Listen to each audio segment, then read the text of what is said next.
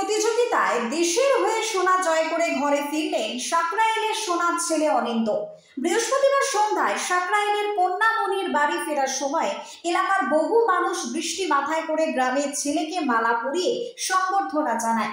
ছোটবেলার শারীরিক দুর্বলতা কাটিয়ে উঠতে শক্তি বাড়াতে যে যোগব্যায়ামের শুরু, তাই আজকে আন্তর্জাতিক প্রতিযোগিতায় এনে দিল সোনার পদক।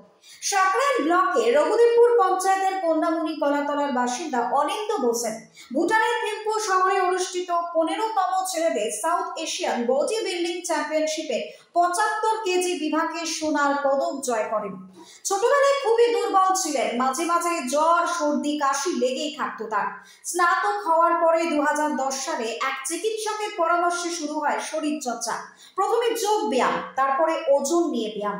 2013 সালে প্রথম জেলা স্তরের প্রতিযোগিতায় পদক জেতা, তারপরে একে একে রাজ্য স্তর এবং জাতীয় স্তরের প্রতিযোগিতা জিতে এইবারেই প্রথম আন্তর্জাতিক প্রতিযোগিতায় নামা এবং প্রথম স্থান দখল করা। আমি বডি বিল্ডিং কম্পিটিশন ছাড়াও আমি বাই প্রফেশন একজন সার্টিফাইড ফিটনেস ইনস্ট্রাক্টর।